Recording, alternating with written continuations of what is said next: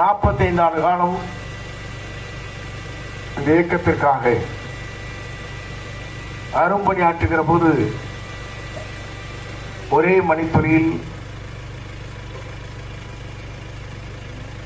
என்னை உறுப்பினராக கூட நீக்கப்பட்டார். இது தமிழகத்தின் வரலாற்றில் நடைபெறாத ஒன்று. அரசியல் வரலாற்றில் யாரை அடையாளம் காட்டினோன்னு அவரெல்லாம் இன்றைக்கு இந்த நிகழ்ச்சியை நடத்தி இருக்கிறார் என்பது உண்மையிலேயே வேதனைக்குரிய ஒன்று மட்டுமல்ல. இந்த இயக்கத்திற்கு நான் உழைப்பு என்பது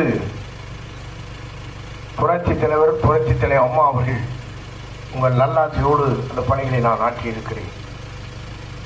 இன்று நம்முடைய தமிழக வெற்றிக் கழகத்துடைய தலைவரோடு இணைந்ததற்கு பிறகு ஒரே மணிப்பொறியில் என்னை யார் என்று கூட பார்க்காமல் அடையாளம் காட்டியவர்களை இன்று உயர்மட்டத்தில் இருக்கிற காரணத்தின் அடிப்படையிலே தூக்கி எறியப்பட்டிருக்கிறார் என்பதை நீங்கள் காண முடியும். ஆகவேதான் இதற்கெல்லாம் நம்முடைய மக்களாக இருக்கிற நீங்கள் தீர்ப்பை வழங்க வேண்டிய நேரம் தான் இந்த நேரம். எல்லோரும் பல நேரங்களிலே பார்த்திருக்க கூடும். தொடர்ந்து 10 முறை சட்டமன்ற உறுப்பினராக இருக்கின்ற போது இரட்டையிலே வாக்களித்த மக்கள் சில கிராமங்களுக்கு செல்கிற போது சொன்னார்கள், நீங்கள் என்றைக்கும் உங்களுக்கு தான் ஓட்டுனார். ஒரு வயது முதல் தாயிடத்தில் கேட்கின்ற போது அந்த தாய் சொன்னார், கண்டிப்பா போட்டு உங்களுக்கு ஓட்டுனார். ஆகவே தெளிவாக நான் அதை சொல்வதற்கு காரணம், தமிழக வெற்றிக் கழகத்துடைய தலைவர் நாளை கோட்டைக்கு செல்வதற்கு நாங்கள் அத்தனை பேரும் சட்டமன்ற உறுப்பினராக வருகிற போதுதான் நாளை தமிழகம் ஒரு மாற்றத்தை உருவாக்க இருக்கிறது. நாளை சொல்வதற்கு காரணம், எவராலும் திராவிட முன்னேற்ற கழகத்தை வீழ்த்த இயலாது. ஏனென்று சொன்னால் வீழ்த்துகிற சக்தி புரட்சித் தலைவர் அவர்கள், புரட்சித் தலைவர் அம்மா மட்டும்தான் இருக்கிறதே தவிர மற்றவர்களுக்கு இல்லை என்பதை இன்று என்டிஏ கூட்டணியில் இருக்கின்ற அத்தனை பேரும் அறிவார்கள். ஆகவேதான் உங்களுடைய நல்ல ஒத்துழைப்போடு இந்த பணிகளை நாங்கள் இறங்கி இருக்கிறோம்.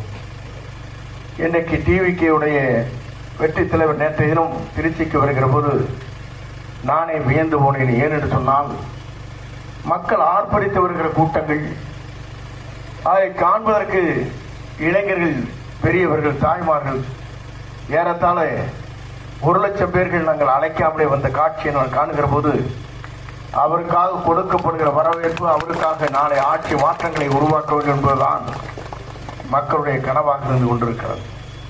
அந்த கனவின் அடிப்படையிலே தான் இன்று முதலே நம்முடைய பகுதியில் இன்று பிரச்சாரத்தை துவங்கி இருக்கிறோம்.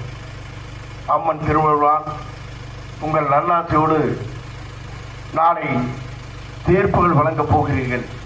அந்த தீர்ப்பை பொறுத்தவரையிலும் இன்று தமிழக மக்கள் விரும்புகிற தீர்ப்பாக, அதுவும் நம்முடைய தமிழக வெற்றிக் கழகத்துடைய தலைவர் நாளை கோட்டை ஆள வேண்டும் நோக்கத்தோடு தான் நாம் அத்தனை பேரும் அந்த பணிகளை நாம் மேற்கொண்டு வருகிறோம்.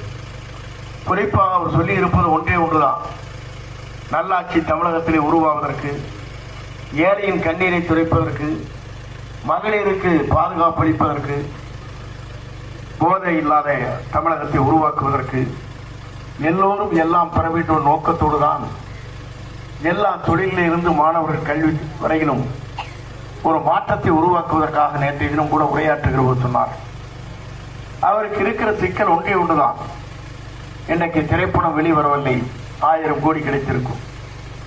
அதே நேரத்தில் இன்றைக்கு சிபிஐ மூலமாக கரூர் நிகழ்ச்சியில் இன்று 3 முறை டெல்லிக்கு சென்று தன்னை அழைத்த போது அதற்காக கேட்கின்ற கேள்விகளுக்கு பதிலளித்து விட்டு வந்திருக்கிறார்.